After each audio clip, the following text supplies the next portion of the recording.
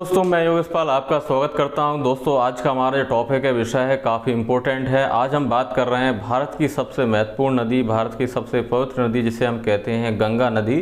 तो आज हम बात करेंगे गंगा नदी तंत्र के बारे में। मैप में हम देख लेते हैं पहले कि जो गंगा नदी है वो कहाँ कहाँ से निकलती है। तो क्विकली देखिए मैं एक मैप बनाता हूँ, जल्दी से आप देखें। और ये कुछ इस तरह से आपको इंडिया का मैप है। और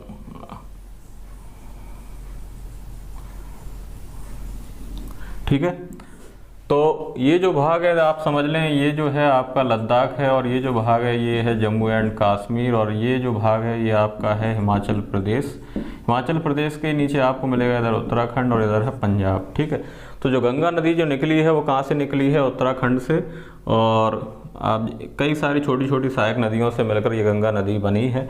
इधर है कैलाश पर्वत। ठीक है, तो आप जानते हैं कि जो शंकर जी हैं उन्होंने अपनी जटाओं में क्या है, गंगा नदी को क्या है थाम के रखा है, क्योंकि उनकी जो धार थी बहुत तेज थी। अगर वो डायरेक्ट पृथ्वी पर आती तो क्या होता, छेद होकर आर पार निकल जाती। ठीक है, तो उन्होंने अपनी जटाओं में, शंकर जी ने गंगा जी को, उनकी धार को कम किया है, और धीरे धीरे जो धार निकल रही है वो कहाँ ऐसे आके ये जो है ऐसा आप समझ सकते हैं उत्तराखंड में यहीं से वो धार निकल रही है। ठीक है, तो गंगा जो नदी है कई सारी सहायक नदियों से मिलकर बनती हैं। कहते हैं देवप्रयाग में जब अलकनंदा और भागीरथी नदी जब मिलती है देवप्रयाग में, तो उसके बाद से उस नदी का नाम क्या हो जाता है, गंगा। ठीक है, तो जो गंगा नदी है वो कहाँ, ये इधर उत्तराखंड के बाद ये इधर यूपी के बाद फिर इधर बिहार के बाद झारखंड का थोड़ा सा हिस्सा करीब 40 किलोमीटर, फिर उसके बाद से इधर ये पश्चिम बंगाल के बाद बंगाल की ये क्या कहते हैं आप, बांग्लादेश जो देश है वहाँ से निकलती है, और वहाँ पर उसका नाम पद्मा हो जाता है। और फिर पद्मा में जो गंगा है उसमें ब्रह्मपुत्र नदी मिलती है, फिर भी उसका नाम पद्मा ही रहता है। लेकिन कई सारी किताबों में आपको कहते हैं देखने को मिलेगा, यूट्यूब में वीडियो में भी, कि जो गंगा नदी है और जो ब्रह्मपुत्र नदी है जब ये मिलती है उसका नाम जमुना हो जाता है। ऐसा नहीं है, जब गंगा नदी बांग्लादेश में पहुंचती है उसका नाम पद्मा होता है, तो पद्मा ही रहता है जब ब्रह्मपुत्र मिलती है। लेकिन जब उसमें बांग्लादेश की एक नदी है बाय मेघना, तो जब पद्मा में मेघना मिलती है तो उसके बाद से उसका नाम मेघना हो जाता है। और फिर ये जो है बहुत बड़ा डेल्टा बनाती है, जैसे कहते हैं सुंदरबन का डेल्टा। और डेल्टा बनाने के बाद वो क्या है, बंगाल की खाड़ी में जाके गिर जाती है। ठीक है, तो हमने देखा ये मैप के द्वारा है जो गंगा नदी है वो कहाँ से निकल रही है, कैलाश पर्वत के पास है। ठीक है, इधर ही मानसरोवर है, मानसरोवर झील से कई सारी नदियाँ निकली हैं। इधर आपकी सतलज है, इधर सिंधु नदी है, इधर ब्रह्मपुत्र नदी है जो अरुणाचल प्रदेश और फिर असम और बांग्लादेश में जाके बंगाल की खाड़ी में जाके गिर जाती है। ठीक है, तो हमने ये देख लिया है कि ये जो गंगा नदी है कई सारी सहायक नदियाँ, यानी उत्तराखंड में ही कई सारी सहायक नदियों से मिलकर बनती है, और इधर से कई सारे राज्यों से होकर ये जाती है। तो अब हम इसको देखते हैं कि किन सारी सहायक नदियों से ये जो है गंगा नदी बनती है और कौन कौन सी हिमानी है। तो चलिए हम स्टार्ट करते हैं। तो गंगा नदी के बारे में स्टार्ट करते हैं। देखिए, तो गंगा जो नदी है वो कहाँ से, कहते हैं कि इधर आप उत्तर में जाएंगे, यानी कि उत्तराखंड में। पहले जो आप जानते हैं कि जो उत्तर प्रदेश है और जो उत्तराखंड है वो एक ही भाग था, उत्तर प्रदेश से ही अलग हुआ है उत्तराखंड। ठीक है, तो आप देखेंगे सबसे पहले ये क्षीर सागर है। क्षीर सागर को सतोपंथ ताल भी कहते हैं। इस क्षीर सागर या इस ताल के बारे में कहानी ये चलती है कि जो ब्रह्मा विष्णु महेश हैं, और इस ताल के 3 कोने हैं। ठीक है, 3 कोने हैं। तो कहते हैं कि जो ब्रह्मा विष्णु महेश हैं वो इन 3 कोने बैठकर उन्होंने क्या की थी, क्षीर सागर यहाँ पर तपस्या की थी। ठीक है, और इसी के आप आगे आएंगे तो यहाँ पे आपको मिलेगा सतोपंथ ग्लेशियर या सतोपंथ हिमानी। सतोपंथ हिमानी यहाँ से एक धार जाती है और ये ताल ये बनता है। और इधर ही आप देखेंगे तो यहाँ पे आपको मिलेगी भागीरथी खर्क हिमानी। ठीक है, भागीरथी खर्क हिमानी कोई वो नहीं है, नदी नहीं है, हिमानी है। ठीक है, जहाँ से ये बर्फ़ पिघल कर क्या है, एक नदी की थोड़ी सी छोटी सी धार निकलती है। तो ये जो है सतोपंथ हिमानी से एक धार निकलती है छोटी सी, और एक यहाँ इससे भागीरथी खर्क हिमानी से निकलती है। और ये दोनों धार जहाँ पे मिलती हैं उस जगह कहते हैं अलकापुरी बांक। क्या कहते हैं, अलकापुरी बांक एक जगह है, वहाँ पर ये नदी, दोनों धाराएं, छोटी छोटी धाराएं रहती हैं, स्पष्ट नदी नहीं होती है वहाँ पर। तो जहाँ पर ये दोनों मिलती है वहाँ पर ये जो धारा मिलके क्या बनाती हैं, अलकनंदा नदी। जहाँ पर आपको एक नदी जो है अलकनंदा, वो स्पष्ट रूप में देखने को मिलेगी। कहाँ से? अलकापुरी बांक से। ठीक है। फिर इसके बाद से आगे चलती है तो वहाँ पर एक जलप्रपात मिलता है इसके बाद आगे, जिसे कहते हैं वसुधारा जलप्रपात। वसुधारा जो जलप्रपात है, इसके बारे में कहते हैं कि इस जो जलप्रपात की जो बौछार है या पानी है, जल है, वो किसी पापी पे आकर नहीं गिरता है। ठीक है। तो ऐसी वहाँ की कहानियाँ हैं, आप जाएंगे तो आपको पता चलेगा। तो उसकी जो जलधारा वो भी इसमें आके क्या होती है, मिल जाती है अलकनंदा नदी में। ठीक है। फिर उसके बाद आप आगे आएंगे तो आपको एक साइड से एक नदी आके मिलेगी, जिसे हम कहते हैं सरस्वती नदी। एक सरस्वती नदी जो है वो आपसे आके मिलती है अलकनंदा नदी में। और ये जो नदी है वो कहाँ से निकलती है? देवताल से निकलती है। देवताल एक जगह है, वहाँ से ये नदी निकलती है सरस्वती। और जहाँ पर ये अलकनंदा से आके मिलती है, इस नदी से, अलकनंदा नदी से, उस जगह को बोला जाता है केशव प्रयाग। केशव प्रयाग कहते हैं इस जगह को, जहाँ पर ये दोनों सरस्वती नदी और अलकनंदा नदी आकर मिलती हैं। इस नदी के बारे में एक कथा ये चलती है कि जब महाभारत ख़त्म हुआ तो महाभारत ख़त्म के बाद जो पांचों पांडव थे वो हिमालय से गांव स्वर्ग आरोहण के लिए जा रहे थे। तो उनको एक नदी पार करनी थी, जो नदी थी सरस्वती नदी, और इस पर कोई पुल नहीं था, निकलने के लिए कोई रास्ता नहीं था। तो जो भीम थे, आप जानते हैं, उन्होंने क्या किया, इस नदी पर एक क्या रख दिया है, पत्थर रख दिया, जिस वो एक पुल बन गया। उस पुल का नाम आज भी आपको मिलेगा, वहाँ जाएंगे तो भीम पुल। ठीक है। भीम पुल के नाम से जाना जाता है। सरस्वती नदी पर एक बहुत बड़ा विशाल पत्थर है। आप जानते हैं जो भीम थे उनमें कई सारे हाथियों की क्या थी, ताकत थी। ठीक है। तो इसका नदी के बारे में ये कथा चलती है, सरस्वती नदी। ठीक है, जो इधर मिलती है। फिर आप आगे चलेंगे तो आपको यहाँ पर मिलेगा बद्रीनाथ मंदिर, जो कि आप जानते हैं उत्तराखंड का काफ़ी फेमस है, विष्णु भगवान का मंदिर है। और आपने सुना ही है, जानते ही हैं कि जो गंगा जी हैं वो क्या है, विष्णु जी के पैरों से निकलती हैं। और तो इधर ही विष्णु जी हैं, यानी कि बद्रीनाथ मंदिर है, और उनके पास से यहाँ से निकलती हैं। तो इस यहाँ पे उनका नाम हो जाता है विष्णु गंगा, ऐसे कहते हैं। ठीक है। विष्णु गंगा किसका? अलकनंदा नदी का, है ना। और फिर इसके बाद आप आगे चलेंगे, बद्रीनाथ के बाद आगे तो आपको यहाँ पर एक हनुमान चट्टी मंदिर मिलेगा। हनुमान चट्टी मंदिर।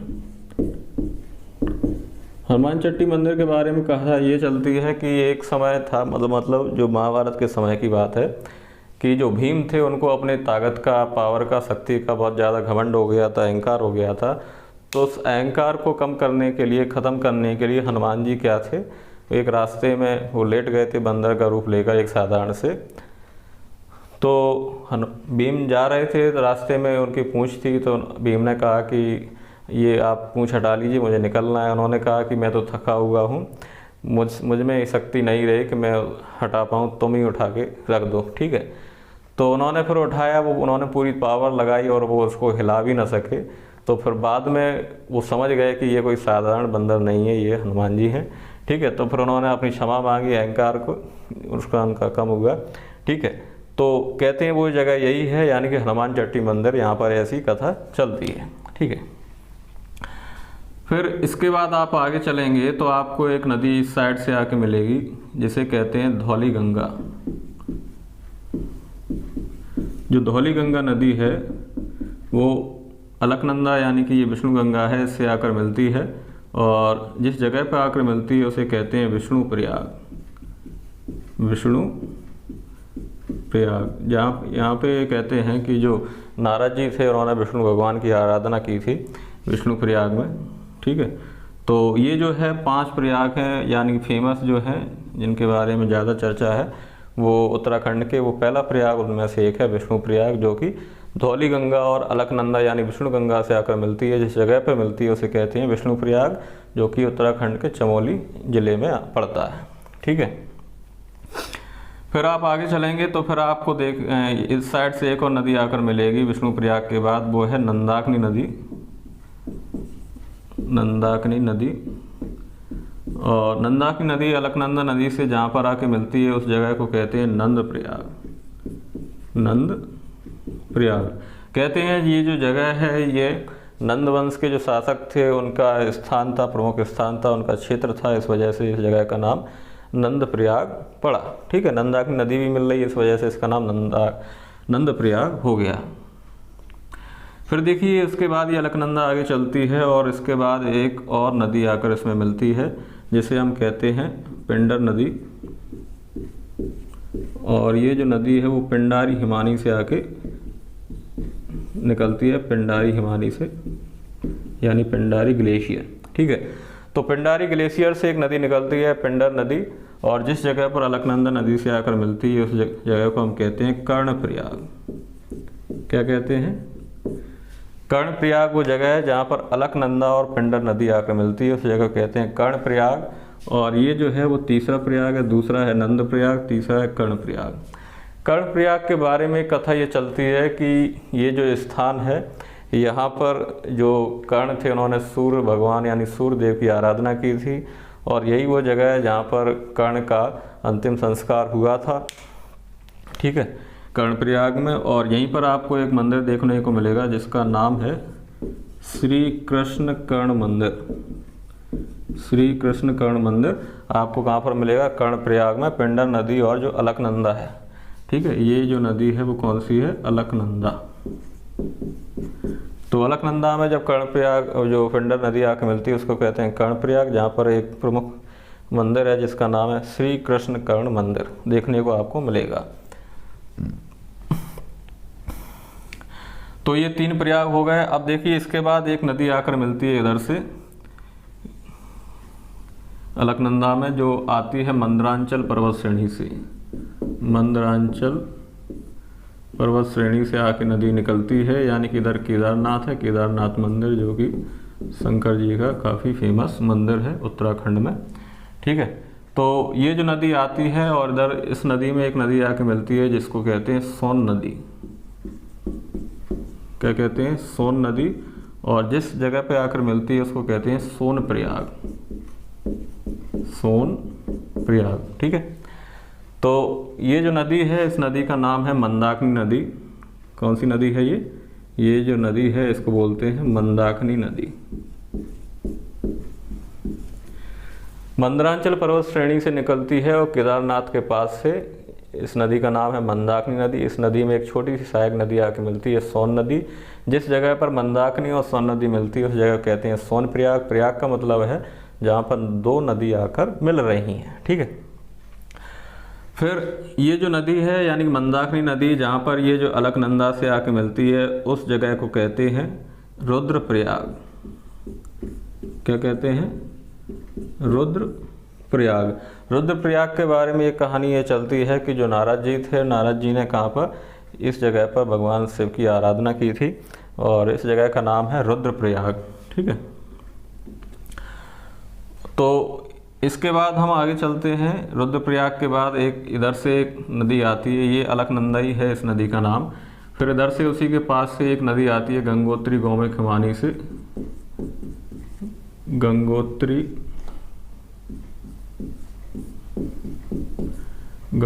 गौमुख हिमानी से एक नदी निकलती है जिसका नाम है भागीरथी नदी, और वो इधर आके मिल जाती है। ठीक है, जिसका नाम क्या है? भागीरथी नदी। तो ये जो है इस पे एक नदी आके मिलती है, यानी कि जो भागीरथी नदी है इसकी एक सहायक नदी है जिसका नाम है भीलांगना नदी। भीलांगना नदी जो है वो क्या है? भागीरथी नदी की एक सहायक नदी है। जिस जगह पर ये भीलांगना नदी भागीरथी नदी से आकर मिलती है वहाँ पर एक बांध बनाया गया है, टिहरी बांध, जो कि भारत का सबसे ऊंचा बांध है। टिहरी बांध जो कहाँ पर है? आपके ये जो है उत्तरकाशी जिला है,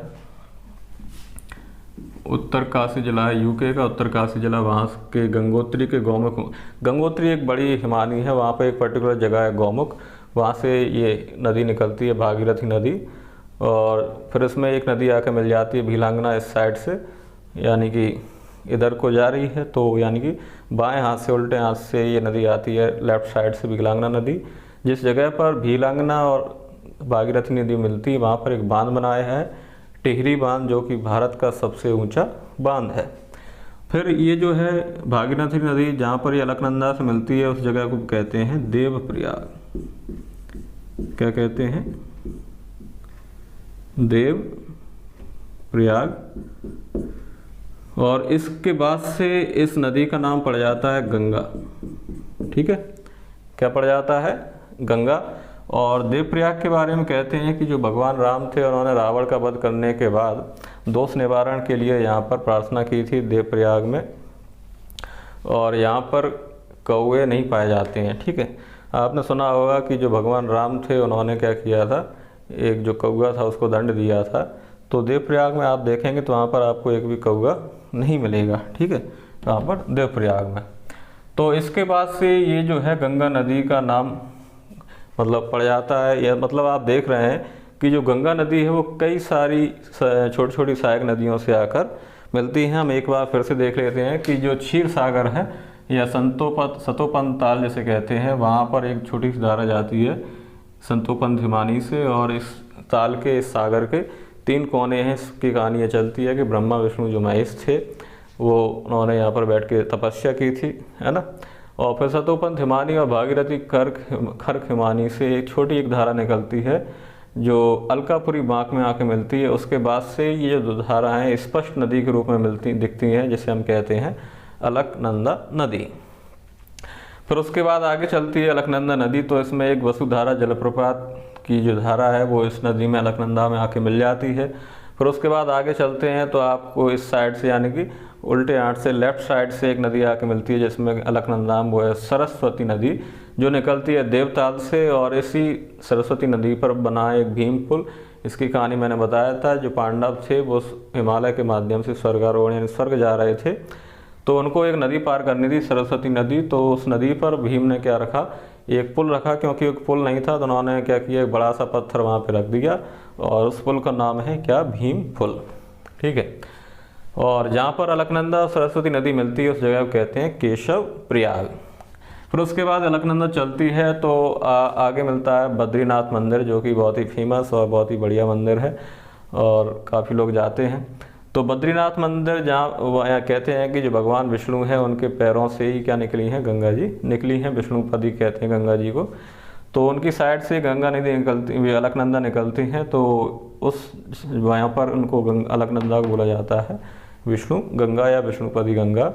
और फिर उसके बाद आगे चलती है अलकनंदा नदी, तो वहाँ पर आपको मिलेगा एक हनुमान चट्टी मंदिर। इनके बारे में कहा था कि जो भीम उनको अपनी शक्ति का ज़्यादा अहंकार हो गया था, उसको कम करने के लिए हनुमान जी ने उनकी ऐसी परीक्षा ली थी। ठीक है, तो उसके बाद ये अलकनंदा चलती है तो उल्टे लेफ्ट बाएं हाथ बाएं तरफ से एक नदी आती है जिसे कहते हैं धौली गंगा, और जहाँ पर अलकनंदा और धौली गंगा मिलती है उस जगह को बोला जाता है विष्णु प्रयाग। और ये जो है 5 प्रयागों में पहला प्रयाग है प्रमुख प्रयाग। ठीक है, इसके बाद फिर अलकनंदा चलती है तो एक नदी और आती है नंदाकिनी नदी, जो जहाँ पर अलकनंदा और नंदाकिनी नदी मिलती है उस जगह को कहा जाता है नंद प्रयाग, है ना। फिर उसके आगे चलती है तो ये पिंडारी हिमानी यानी पिंडारी ग्लेशियर से एक नदी आती है पिंडर नदी, और जिस जगह पर पिंडर नदी और अलकनंदा नदी मिलती है उस जगह को कहते हैं कर्णप्रयाग। इसके बारे में मैंने आपको कहा था कि यहाँ पर आपको एक श्री कृष्ण कर्ण मंदिर आपको देखने को मिलेगा, है ना। फिर आप आगे चलेंगे तो आपको मिलेगा रुद्रप्रयाग। रुद्रप्रयाग कहाँ पर है, जहाँ पर ये मंदिरांचल पर्वत श्रेणी एक केदारनाथ मंदिर है वहाँ पर, तो वहाँ से एक नदी निकलती है जिसे कहते हैं मंदाकिनी नदी, और वो मंदाकिनी नदी आकर अलकनंदा मिलती है, जहाँ पर मिलती है उस जगह कहते हैं रुद्रप्रयाग। तो ये जो मंदाकिनी नदी है इसकी एक सहायक नदी है सोन नदी, जो कि राइट साइड से आती है, और जहाँ पर मंदाकिनी और सोन नदी मिलती है उस जगह कहते हैं सोन प्रयाग। ठीक है, तो फिर आगे चलते हैं। ये मंदाकिनी नदी, ये देखिए कर्णप्रयाग तीसरा था, ये चौथा प्रयाग है और ये 5वां प्रयाग है। फिर देखिए ये जो है मंदाकिनी नदी हो गई। अब देखिए इधर से गंगोत्री यानी एक बहुत बड़ी हिमानी है, उसमें एक छोटी सी जगह है गौमुख ग्लेशियर, वहाँ से बर्फ़ पिघलकर पानी निकलता है, यानी कि गंगा जी आ रही हैं, जहाँ पर से वो निकलती हैं उसको कहते हैं भागीरथी नदी। और ये आकर कहाँ, ये इधर देवप्रयाग में एक जगह है, वहाँ पर यानी कि अलकनंदा और भागीरथी मिलती हैं, उस जगह को कहा जाता है देवप्रयाग। और भागीरथी नदी की एक सहायक नदी है भीलांगना नदी, जो कि बाएं हाथ से आती है। और जिस जगह पर भीलांगना नदी और भागीरथी नदी मिलती हैं वहाँ पर एक बांध बनाया गया है, जो भारत का सबसे ऊंचा बांध है, जिसे कहते हैं टिहरी बांध। ठीक है, और इसके बाद से ही अलकनंदा और ये भागीरथी और अलकनंदा के मिलने के बाद से ही इसका नाम पड़ा है गंगा नदी, है ना।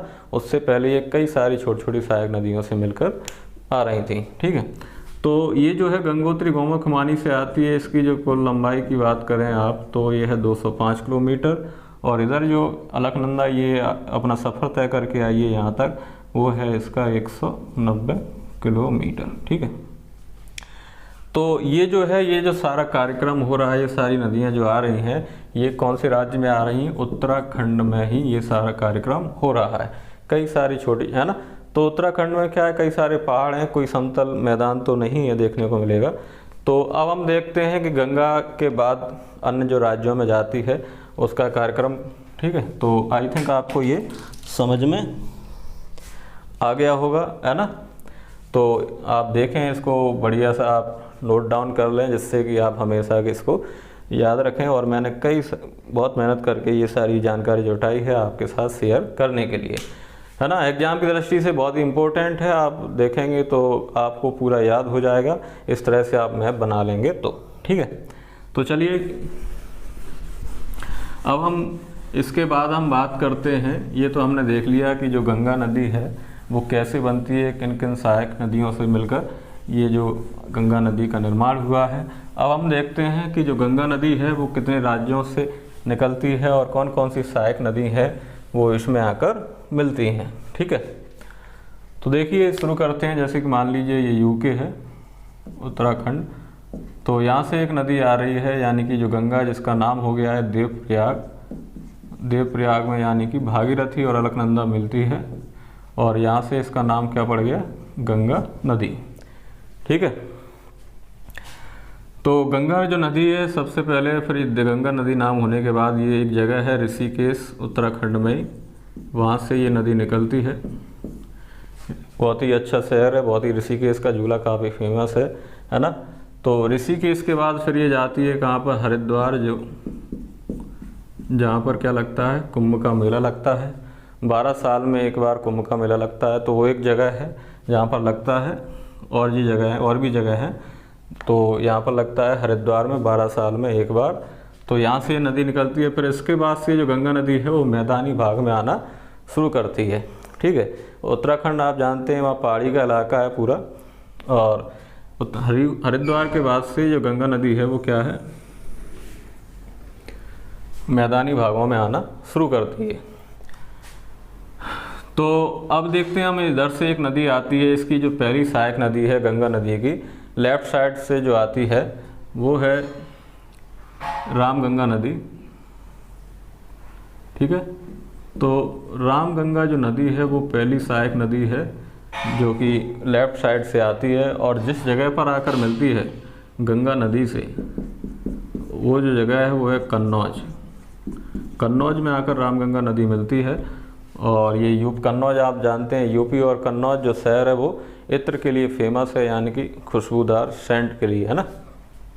कौन सा, कन्नौज। तो और ये पहली सहायक नदी हो गई गंगा की, रामगंगा नदी, जो कहाँ से निकल रही है, उत्तराखंड से। ठीक है, उत्तराखंड से नदी आती है। अब गंगा नदी की एक सबसे बड़ी सहायक नदी जो है वो क्या आती है, राइट साइड से आती है, और गंगा नदी के समानांतर चलती है, वो आती है यमुनोत्री से। कहाँ से निकलती है, यमुनोत्री। यमुनोत्री से निकलती है। बंदरपुंछ एक श्रेणी है, पर्वत है, वहाँ से निकलती है यमुनोत्री, और गंगा नदी के समानांतर ही चलती है, और ये इधर आके प्रयागराज में आकर मिल जाती है, जैसे कहते हैं त्रिवेणी संगम। कहाँ पर, प्रयागराज में। कौन सी, यमुना नदी। जो यमुना नदी है वो क्या है, गंगा नदी की सबसे बड़ी सहायक नदी है। ठीक है, आगे बढ़ने से पहले हम ये देख लेते हैं जो गंगा नदी, यमुना नदी है, उसकी कौन कौन सी सहायक नदी है। तो यमुना की सबसे पहली जो सहायक नदी है वो है चंबल। चंबल जो नदी है वो कहाँ से निकलती है, जानापाव पहाड़ी से। जानापाव पहाड़ी जो कहाँ पर है, आपके इंदौर में है। इंदौर में एक तहसील है महू, वहाँ से ये निकलती है। अगर एग्जैक्ट पॉइंट की बात करें, जानापाव पहाड़ी पर बांगचू पॉइंट है, बांगचू बिंदु। बांगचू बिंदु से ये नदी निकलती है। जानापाव श्रेणी से इंदौर एक जिला है, वहाँ से मऊ तहसील है, वहाँ से ये नदी निकलती है और ये आपके इटावा के पास मिल जाती है। किसमें, यमुना नदी में, चंबल नदी। और इसी के पास एक नदी आके मिलती है जिसका नाम है सिंध। ठीक है, सिंध के बाद एक नदी आके मिलती है बेतवा। ठीक है, और ये पास में ही है, बहुत पास में मिलती हैं आपस में। और बेतवा जो मिलती है वो है हमीरपुर में मिलती है जाके, यूपी के। और बेतवा के बाद आके मिलती है केन। केन जो निकलती है वो कैमूर पहाड़ी से निकलती है। ठीक है, और बेतवा निकलती है रायसेन के कुमरा गांव से। रायसेन के कुमरा गांव से ये नदी निकलती है, यानी कि विंध्याचल पर्वत श्रेणी से ये नदी निकल रही है। सिंध भी ये ठीक है, और ये कहाँ, यमुना नदी में आकर मिल जाती है। और जो कैन मिलती है वो किस जगह पर मिलती है, बांदा एक जगह है, जिला है। और बेतवा हमीरपुर में, ये दोनों इटावा के पास मिलती हैं, चंबल और सिंध, जो कि किसकी सहायक नदी है, यमुना नदी की। और ये यमुना नदी है वो गंगा नदी से कहाँ पर मिल रही है, प्रयागराज में। पहले इसका नाम था क्या, इलाहाबाद। कहते हैं ये गंगा है और ये जमुना है, जहाँ पर ये मिलती है उस जगह को क्या कहते हैं, सरस्वती कहते हैं। गंगा जमुना सरस्वती त्रिवेणी, 3 नदियों का संगम। कुछ लोग कहते हैं कि वो अंडरग्राउंड चल रही हैं, कुछ लोग कहते हैं वहाँ एक किला है उसके नीचे से निकल रही हैं। तो गंगा जो नदी है, जहाँ पर जो गंगा मिल रही है और जहाँ यमुना मिल रही है, उस जगह को क्या कहते हैं, त्रिवेणी संगम। वही जो जगह है वो है सरस्वती नदी है। ठीक है, तो ये हमने देख लिया। अब इसके बाद जो गंगा की जो सहायक नदी है जो लेफ्ट साइड से आ रही है, वो इधर रामगंगा के बाद आती है गोमती नदी। देखिए जो गोमती नदी है वो निकल रही है कहाँ से, पीलीभीत से। पीलीभीत, और एक फुलहर झील है, फुलहर झील है, वहाँ से ये नदी निकलती है, गोमती नदी। और इसी नदी के किनारे एक शहर है लखनऊ, जो कि उत्तर प्रदेश की क्या है, राजधानी है। ठीक है, गोमती नदी के किनारे क्या है, लखनऊ आपको देखने को मिलेगा, जो कि उत्तर प्रदेश की राजधानी है। ठीक है, तो गोमती नदी एकमात्र नदी है जो कि किसी पर्वत या पहाड़ी से नहीं निकलती है, ये एक मैदानी भाग से निकलती है, यानी कि फुलहर झील से। पीलीभीत एक जगह है, वहाँ से निकलती है। और जहाँ पर ये नदी आके मिलती है गोमती नदी, उस जगह को कहते हैं गाजीपुर। क्या कहते हैं, ये जो जगह है इसको क्या बोलते हैं, गाजीपुर। गाजीपुर में आकर गोमती नदी किससे, गंगा नदी से आकर मिल जाती है। ठीक है, ये कहाँ से निकल रही है, पीलीभीत एक जगह है, वहाँ पर एक झील है फुलहर झील, वहाँ से आकर निकलती है और गाजीपुर में गंगा नदी में आकर मिल जाती है प्रयागराज के बाद। और इसी नदी के किनारे जो है वो क्या है, लखनऊ शहर आपका है, जो उत्तर प्रदेश की राजधानी है। ठीक है, फिर देखिए इसके बाद से इस साइड से, यानी राइट साइड से गंगा की जो दाएं तरफ से सहायक नदी है वो है आके मिलती है कर्मनासा। कौन सी नदी है, कर्मनासा नदी है, जो कि गंगा नदी में जाके मिल जाती है। और जिस जगह पर जाके मिलती है वो जगह है चौसा, और जो चौसा है वो कहाँ पर, बिहार। बिहार में जाकर ये नदी मिलती है कर्मनासा। ठीक है, किसमें, गंगा नदी में। फिर एक नदी और आती है, अब देखते हैं दूसरी जो सहायक नदी है वो इधर से एक नदी आती है, इधर से शारदा, और एक इधर आती है घाघरा। ठीक है, शारदा नदी को ही बोला जाता है काली नदी, और इधर इसको कहते हैं कर्णाली। और चूंकि ये नेपाल से निकल रही हैं तो नेपाल में इसको काली कहते हैं, इसको कर्णाली कहते हैं। इंडिया में आके ये शारदा हो जाती है और ये घाघरा हो जाती है। इन दोनों के मिलने के बाद इसका नाम क्या पड़ जाता है, घाघरा ही रहता है। क्यों? देखिए, आप जानते हैं, मैंने आपको बताया था एक बार कि जैसे कि मान लीजिए एक नदी ए है, एक नदी बी है, और ये नदी आकर मिल रही हैं, और अगर इसका नाम सी हो रहा है, इसका मतलब क्या है कि ए जो नदी है इसकी गहराई भी समान है, इसकी गहराई यानी समान है। जब दो नदियां आकर मिलती हैं जिस जगह पर, उसके बाद अगर उसका नाम चेंज हो जाता है तो इसका मतलब ये है कि इन दोनों की गहराई जो है, इसकी और इसकी, और जल दोनों समान है। इस वजह से इसका एक तीसरा नाम हो जाता है। ठीक है। और ये कंडीशन मैंने और बार आपको बताई थी कि एक नदी ए है, एक नदी बी है, और ये दोनों आकर मिल रही हैं, इसका नाम आगे बी ही रहता है। इसका मतलब क्या है कि ये जो नदी है उसकी गहराई कम है, और ये जो नदी है बी, इसकी गहराई क्या है, ज़्यादा है। इस वजह से ये जो है ए इसकी सहायक नदी हो गई है। ठीक है। तो वही केस इसमें हुआ, यानी कि घाघरा इसका नाम यहाँ भी है, यहाँ भी है, यानी कि ये जो बड़ी नदी, ये नदी बड़ी है, और ये जो नदी है शारदा, ये क्या है, छोटी नदी है। ठीक है। तो आई थिंक ये समझ में आ गया होगा कि नेम चेंज क्यों होता है और नेम चेंज क्यों नहीं होता है। ठीक है। तो ये जो नदी है घाघरा नदी, वो आके इधर भारत के जो गंगा नदी है उसमें जाकर मिल जाती है। जिस जगह पर आकर मिलती है ये नदी, उस जगह को कहते हैं छपरा, और जो छपरा जो है वो कहाँ पर है, बिहार राज्य में है। ठीक है। तो काली नदी को नेपाल शारदा नदी को नेपाल में काली कहते हैं, इधर कर्णाली कहते हैं घाघरा को, और ये दोनों मिलती हैं तो उसका नाम घाघरा पड़ जाता है। और जिस जगह पर गंगा नदी मिलती है वो जगह क्या है, बिहार। ठीक है। फिर एक राइट साइड से मध्य प्रदेश से एक अमरकंटक की पहाड़ी से एक नदी निकलती है जिसे हम कहते हैं सोन नदी। क्या कहते हैं, सोन नदी। इस नदी पर क्या है, बाण सागर बांध है, और ये जो नदी है जिस जगह पर मिलती है उस जगह को कहते हैं पटना, यानी कि बिहार की राजधानी पटना, वहाँ पर ये नदी जाकर मिल जाती है। पहले मध्य प्रदेश के बाद फिर ये जाती है उत्तर प्रदेश, उत्तर प्रदेश के बिहार की राजधानी पटना में जाकर मिल जाती है। ठीक है। तो ये जो नदी है इस पर, यानी कि यहाँ पे जो मिलती है, यहाँ पर एक सेतु है, महात्मा गांधी सेतु।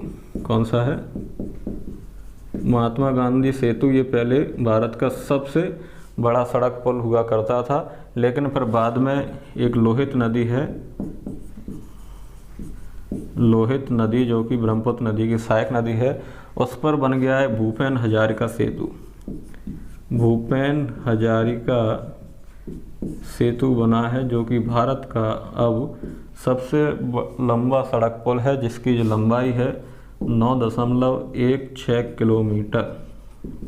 कितनी है, 9.16 किलोमीटर। जिस नदी पर बना है उस नदी का नाम है लोहित नदी, जो कि ब्रह्मपुत्र नदी की सहायक नदी है, जिसका नाम है भूपेन हजारिका सेतु। ठीक है।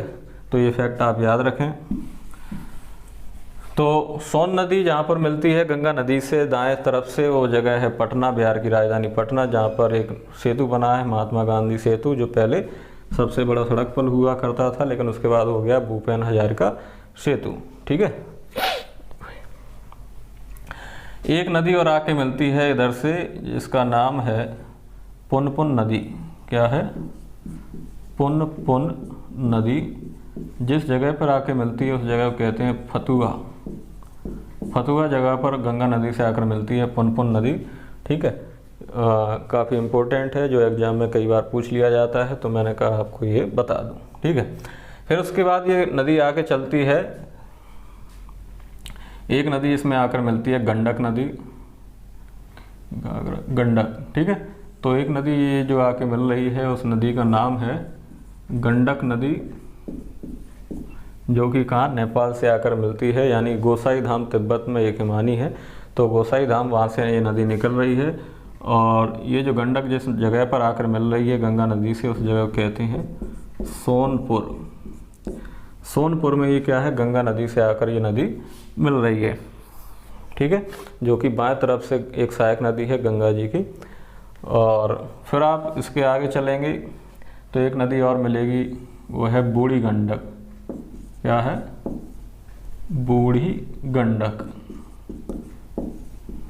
ये अलग नदी है, गंडक एक अलग नदी है, बूढ़ी गंडक एक अलग नदी है। ठीक है, तो जो बूढ़ी गंडक नदी है वो भी क्या गंगा नदी में आकर मिल जाती है। फिर आप इसके आगे चलेंगे तो फिर आपको एक नदी मिलेगी कोसी नदी, जो कि नेपाल से आ रही है ये नदी। और ये जो नदी है जहाँ पर गंगा नदी में जिस जगह पे आकर मिलती है उस जगह को कहते हैं भागलपुर। क्या कहते हैं? भागलपुर में आकर ये नदी मिल रही है। कौन सी? कोसी नदी। इस कोसी नदी को क्या बोला जाता है? बिहार का शोक कहते हैं। इस नदी को, कोसी नदी को क्या बोला जाता है? बिहार का शोक। यानी कि ये जो नदी है ये क्या है, अपना मार्ग बदलने के लिए फेमस है। यानी कि इसकी वजह से बिहार में बहुत बड़ी मात्रा में बाढ़ आती है। किस नदी के द्वारा? कोसी नदी के द्वारा। और गंगा नदी में जहाँ पर मिलती है उस जगह कहते हैं भागलपुर। ठीक है, तो ये क्या है? बिहार का शोक। और कौन सी नदी होगी इस साइड से? देखिए, रामगंगा, गोमती, घाघरा, गंडक, बूढ़ी गंडक, कोसी। और इसके बाद एक नदी है वो है महानंदा। लेकिन उसके पहले एक यहाँ पर बैराज बना हुआ है, फरक्का बैराज। क्या है? फरक्का बैराज है, और जो कि पश्चिम बंगाल में है ना, वेस्ट बंगाल।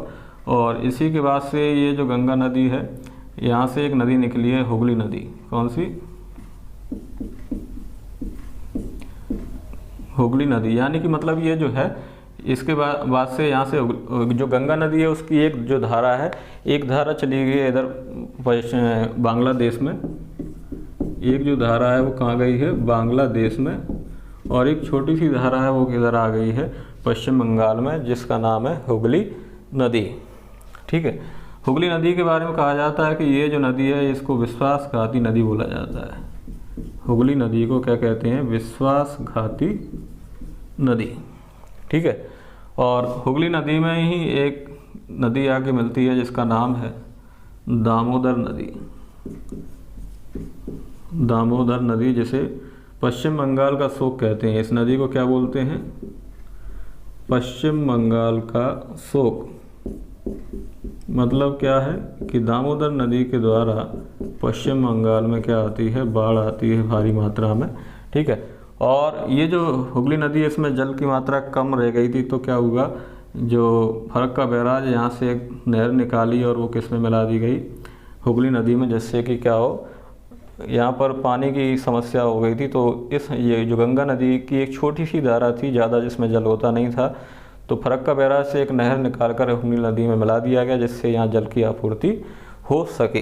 ठीक है, तो ये जो दामोदर नदी के बारे में को आपको बता दूं, इस नदी को जैव मरुस्थल भी कहते हैं। क्या कहते हैं? जैव मरुस्थल दामोदर नदी को। यानी कि बहुत पॉल्यूटेड नदी है, यानी कि बहुत ज़्यादा प्रदूषित नदी है। कौन सी? दामोदर नदी, जो किसकी सहायक नदी है? ये हुगली नदी की। और ये जो फिर हुगली नदी है ये पश्चिम बंगाल से होते हुए बंगाल की खाड़ी में जाकर ये हुगली नदी गिर जाती है। कहाँ पर? बे ऑफ बंगाल, यानी कि बंगाल की खाड़ी। ठीक है, तो हमने क्या देखा, एक बार हम फिर से देख लेते हैं, समझ लेते हैं कि ये जो गंगा नदी है देवप्रयाग में अलकनंदा और भागीरथी से मिलती है। और फिर इसका देवप्रयाग से बाद इसका नाम पड़ जाता है गंगा। गंगा आगे बढ़ती है, फिर ये ऋषिकेश, एक वहाँ का उत्तराखंड का एक बहुत ही अच्छा शहर है जहाँ का ऋषिकेश झूला काफ़ी फेमस है, वहाँ से ये निकलती है। फिर उसके बाद ये हरिद्वार से होकर निकलती है, जहाँ पर कुंभ का मेला लगता है 12 साल में एक बार। ठीक है, फिर हरिद्वार के बाद से ही जो गंगा नदी है वो मैदानी भागों में आना प्रवेश करती है। और फिर इसकी उल्टे लेफ्ट साइड से एक इसकी सहायक नदी आके मिलती है। पहली सहायक नदी गंगा नदी की, गंगा बनने के बाद वो उत्तराखंड से ही निकलती है, जिसका नाम है राम गंगा। और ये राम गंगा जहाँ पर मिलती है वो मिलती है यूपी के कन्नौज में। और कन्नौज को इत्र का शहर कहा जाता है। ठीक है, कहाँ पर? कन्नौज में। फिर इसकी एक सबसे बड़ी सहायक नदी मिलती है किसकी? गंगा नदी की, जो उसी के समानांतर चलती है। कहाँ से निकलती है? उत्तराखंड के यमुनोत्री हिमानी से, है ना। तो यमुनोत्री में एक पहाड़ी है बंदरपुंछ, वहाँ से निकलती है यमुना नदी। और इसकी जो सहायक नदी है वो कौन कौन सी है? चंबल, सिंध, बेतवा, कैन। याद रखें, चंबल, सिंध, बेतवा, कैन। चंबल निकलती है आपके इंदौर में, एक पहाड़ी है जाना पाव पहाड़ी, जहाँ पे एक एग्जैक्ट पॉइंट है बांगचू बिंदु, बांगचू पॉइंट, मऊ तहसील है इंदौर की, वहाँ से चंबल नदी निकलती है। और इटावा में, कहाँ पर, इटावा में ये यमुना नदी में जाकर ये चंबल नदी मिल जाती है, जो कि यमुना नदी की सबसे बड़ी सहायक नदी है। कौन सी है? चंबल नदी। इसके बारे में अलग से हम बात करेंगे, ठीक है। तो इसी के पास ये नदी मिलती है सिंध नदी, जिसमें सिंध में 2 सहायक नदी मिलती हैं, एक है कुंवारी और दूसरी है पहुज, ठीक है। आगे बात करेंगे उसके बारे में। फिर बेतवा नदी आके मिलती है, जो कि रायसेन जिले के कुमरा गांव यानी कि भोपाल के पास है, तो वहाँ से ये नदी निकलती है बेतवा, जो हमीरपुर उत्तर प्रदेश का एक ज़िला है, वहाँ पर ये नदी आके मिल जाती है, ठीक है। उसके बाद ये केन नदी निकलती है कैमूर पहाड़ी से, और ये इधर बांदा ज़िले में, उत्तर प्रदेश के बांदा ज़िले में ये नदी मिल जाती है यमुना नदी में, ठीक है। फिर ये जो यमुना नदी है वो कहाँ पे, उत्तर प्रदेश का एक ज़िला है प्रयागराज, इलाहाबाद। पहले इलाहाबाद नाम था, उसका नाम हो गया प्रयागराज। तो ये जो संगम है, त्रिवेणी संगम, वहाँ पर गंगा यमुना आके मिलती है, और यही जहाँ पर वो मिलती है उसी जगह को कहते हैं सरस्वती, वहीं पे सरस्वती है, ठीक है। तो वही त्रिवेणी संगम है, ये काफ़ी फेमस और बहुत ही प्रसिद्ध ये संगम है प्रयागराज हिंदुओं के लिए, ठीक है। आगे चलते हैं। फिर आपको एक नदी और मिलती है लेफ़्ट साइड से, गंगा की जो सहायक नदी है वो कहाँ से, इसके बारे में बता दूं, ये मैदानी भाग से निकलती है, ये सारी कहाँ से आ रही, पहाड़ियों से निकल रही है। पीलीभीत एक जगह है, वहाँ पर फुलहर झील है, वहाँ से ये नदी निकलती है, गोमती नदी। इस नदी के किनारे है लखनऊ शहर, जो कि उत्तर प्रदेश की राजधानी है लखनऊ। और गंगा नदी में जहाँ पर ये नदी आके मिल रही है वो जगह है वो क्या है, गाजीपुर, ठीक है। फिर हमने बात की कि इसकी लेफ्ट साइड, राइट साइड से एक नदी आ रही है कर्मनासा नदी, जो कि बिहार में एक चौसा जगह है, वहाँ पर जाके ये नदी मिल रही है। फिर देखिए, फिर आ रही है लेफ्ट साइड से काली और कर्णाली, जो नेपाल की नदियाँ हैं, नेपाल से ये फिर कहाँ पे, आपके बिहार में, यानी कि इंडिया में इसको शारदा कहते हैं और इसको कहते हैं घाघरा, ये दोनों मिलती हैं, तो इसका नाम आगे पड़ जाता है घाघरा। और ये जो घाघरा नदी है गंगा नदी में, छपरा एक जगह है बिहार का, वहाँ पे आके ये नदी मिलती है, ठीक है। फिर इस साइड से सोन नदी निकलती है मध्य प्रदेश, ये अमरकंटक पहाड़ी से, अमरकंटक पहाड़ी से ये नदी निकलती है सोन नदी, जिस पर बाण सागर बांध बना हुआ है ना। और ये जो नदी है वो कहाँ मिलती है, मध्य प्रदेश के बाद फिर जाती है उत्तर प्रदेश, उत्तर प्रदेश के बाद बिहार की राजधानी पटना में जाकर ये गंगा नदी में जाकर ये मिल जाती है। और यहीं पर ये महात्मा गांधी सेतु है इस नदी पर, जिसका वो जो भारत का पहला सबसे लंबा सड़क पुल था, लेकिन अब कौन हो गया, भूपेन हजारिका, जो मैंने आपको बताया था, जो कि लोहित नदी पर है, ब्रह्मपुत्र की जो एक सहायक नदी है, ठीक है। फिर इसके बाद एक नदी और आती है पुनपुन नदी, राइट साइड से जो मिल जाती है गंगा में, एक फतुहा जगह है वहाँ पर ये नदी मिलती है। फिर हमने बात की कि लेफ्ट साइड से एक नदी आ रही है गंडक नदी, जो कि सोनपुर में जाकर गंगा नदी से आकर मिल जाती है। एक नदी है बूढ़ी गंडक, वो भी क्या है, इसमें मिल जाती है, ठीक है। फिर देखिए, इसके बाद मैंने आपको बताया था कोसी नदी आ रही है, और ये जो कोसी नदी है इसको बिहार का शोक कहते हैं, क्योंकि इसकी वजह से बिहार में बड़ी मात्रा में, भारी मात्रा में क्या होता है, बाढ़ आती है। कहाँ पर ये नदी मिलती है, भागलपुर में गंगा नदी जाकर मिल जाती है, ठीक है। फिर हमने देखा कि इसके बाद फरक्का बांध बनाया गया, इसी के बाद क्या है, बांग्लादेश आ जाता है, तो पहले ये बांध बना दिया गया है। और इसी ये जो गंगा नदी है, बांग्लादेश में इसको कहते हैं पद्मा, गंगा नदी को बांग्लादेश में बोला जाता है पद्मा नदी। और ये यहाँ पर बांध बना दिया गया है, और ये क्या है, इधर बांग्लादेश, ठीक है। तो फरक्का बैराज है, फरक्का बांध है, और गंगा नदी की एक धारा इधर को आई है, एक धारा इधर चली गई है बांग्लादेश में। बांग्लादेश में जो धारा जाती है इसको कहते हैं हुगली। और जो पश्चिम बंगाल है ना, वेस्ट बंगाल है, भारत का एक राज्य है, तो वहाँ पर इस गंगा नदी का नाम हो जाता है हुगली नदी। और हुगली नदी की एक सहायक नदी है दामोदर नदी, जो कि पश्चिम बंगाल का शोक कहलाती है, और जो क्या एक जैव मरुस्थल है, यानी कि बहुत ज़्यादा पॉल्यूटेड नदी है ये दामोदर, ठीक है। और हुगली नदी के किनारे एक शहर बसा है, जैसे क्या बोलते हैं, कोलकाता, जो कि पश्चिम बंगाल की क्या है, राजधानी है, ठीक है, हुगली नदी के किनारे। और इस नदी को विश्वासघाती नदी भी कहते हैं। और फिर ये जो हुगली नदी है इधर पश्चिम बंगाल से होती है, बंगाल की खाड़ी में जाकर गिर जाती है, कौन सी, हुगली नदी, ठीक है। और ये क्या है, ये एक नहर है जो कि फरक्का बैराज से ये किसमें, हुगली नदी में मिला दी जाती है। क्यों? क्योंकि ये जो छोटी सी धारा है, वितरिका है गंगा नदी की, जिसमें जल की मात्रा कम रहती है, तो इस जल की मात्रा को पूरी करने के लिए क्या किया, यहाँ से एक नहर इसमें मिला दी गई है हुगली नदी में। ठीक है, तो हमने इतनी बात कर ली। अब इसके बाद एक अंतिम जो सहायक नदी है गंगा नदी की, वो इधर से निकलती है दार्जिलिंग से, और इधर ये बांग्लादेश में जाकर ये मिल जाती है। इस नदी का नाम है महानंदा, जो कि क्या है, गंगा नदी की अंतिम सहायक नदी है महानंदा, जो कि कहाँ, पश्चिम बंगाल के दार्जिलिंग से नदी आकर मिलती है, कहाँ से, लेफ्ट साइड से। ठीक है, तो ये बात हमने समझ ली है, आई थिंक आपको समझ में आ गया होगा। अब इसके बाद की आगे की हम बात कर लेते हैं। तो जो गंगा नदी है बांग्लादेश में उसका नाम पद्मा हो जाता है, और फिर इसमें एक नदी आती है ब्रह्मपुत्र, जिसका नाम बांग्लादेश में हो जाता है जमुना। क्या हो जाता है?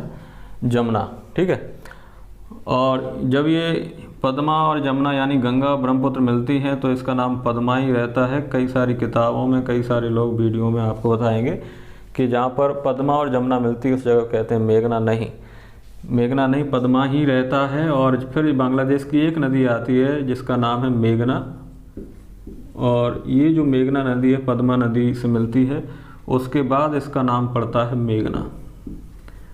ठीक है, यही मेघना नहीं होता, यहाँ तो पद्मा ही रहता है। जब जमुना और पद्मा यानी कि ब्रह्मपुत्र और गंगा जब मिलती हैं बांग्लादेश में, तो वो जगह पद्मा ही रहती है। वो नदी का नाम मेघना तब पड़ता है जब बांग्लादेश की एक नदी है मेघना, जब पद्मा में आके मिलती है, तो फिर उसके बाद से इसका नाम पड़ता है मेघना। और फिर ये जो मेघना है ये क्या है, डेल्टा बनाती है, बहुत बड़ा डेल्टा बनाता है, सुंदरबन का डेल्टा।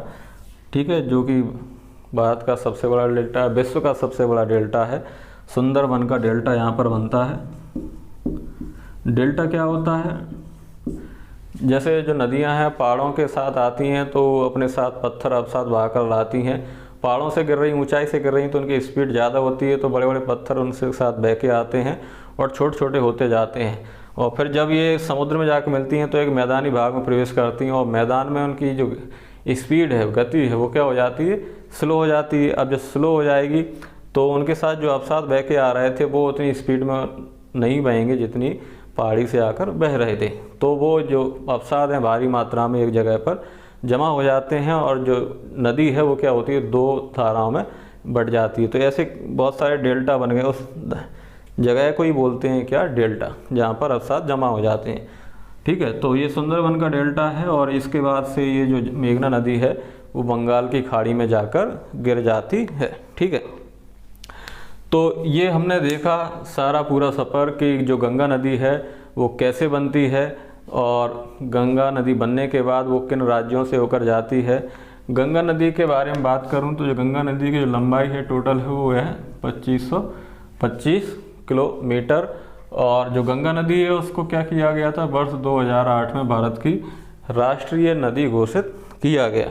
ठीक है, राष्ट्रीय नदी घोषित किया गया। फिर इसके बाद से इसकी सफाई के लिए, इसकी स्वच्छ रखने के लिए कई सारे अभियान चलाए गए। स्पर्श गंगा अभियान जो चला था वो 2009 में, स्पर्श गंगा अभियान 2009 में, और उसके बाद फिर 2014 में चला नमामि गंगा अभियान। किसके लिए, गंगा को स्वच्छ रखने के लिए, प्रदूषित ना करें। ठीक है, गंगा नदी के बारे में एक फैक्ट बता दूं तो जो गंगा नदी है वो अपने आप में, उसमें एक बैक्टीरिया पाया जाता है, बैक्टीरियोफेज जिसे कहते हैं।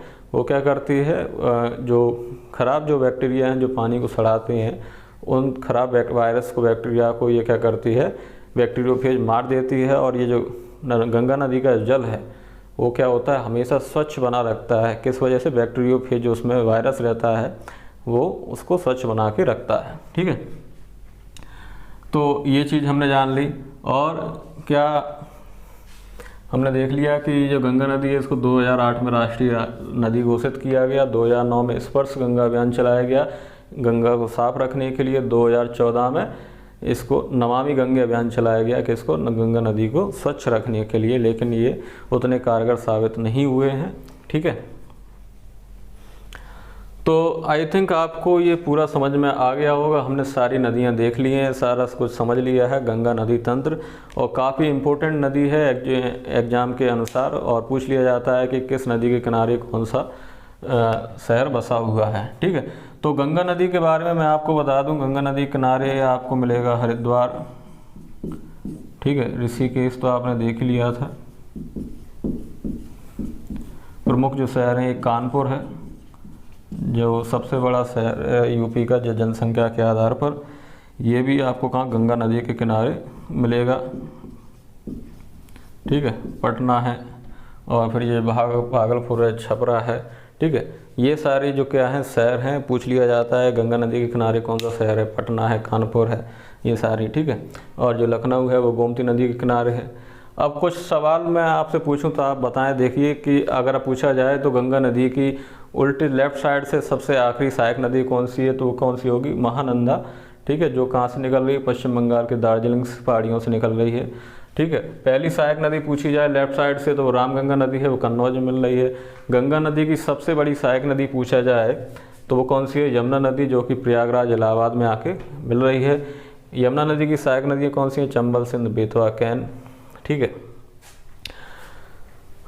और एक अमरकंटक पहाड़ी से सोन नदी निकल रही है, ये कहाँ पर है, पटना में जाके मिल जाती है, यानी कि मध्य प्रदेश, फिर उत्तर प्रदेश और बिहार में जाकर पटना में जाके नदी मिलती है। ठीक है, तो हमने ये देख लिया है कि जो गंगा नदी है वो बहुत ही इम्पोर्टेंट प्रमुख नदी है, और इसको लेकर कई सारे एग्जाम में सवाल बनते हैं। और हमने स्टार्टिंग में भी देख लिया कि जो उत्तराखंड में क्या है, ये कई सारी छोटी छोटी सहायक नदियों से नदी आकर मिलती है। तो आपने हमारा ये पूरा वीडियो देखा, आप हमें बताइए कैसा लगा, आपको समझ में आया कि नहीं आया। ठीक है, और आपको अच्छा लगा तो आप चैनल को सब्सक्राइब जरूर करें, जिससे हमारी लेटेस्ट वीडियो आपको तुरंत मिले। इससे कोई पैसा नहीं लगता है, सिर्फ आपको एक प्रेस करना है, और इससे होगा ये कि हमारे सब्सक्राइब बढ़ेंगे और हमें मोटिवेशन मिलेगा। आपको क्या होगा, आपको हमारे वीडियो लेटेस्ट मिल जाएंगे और कुछ एक्स्ट्रा इसमें चार्ज नहीं लगता है। ठीक है, चैनल को लाइक सब्सक्राइब करें और लाइक करें वीडियो को, कमेंट में बताएं, शेयर करें, जिससे कि और भी लोग इस वीडियो का फ़ायदा ले सकें। तो चलिए टाटा बाय बाय। आपने पूरा वीडियो देखा, इसके लिए थैंक यू।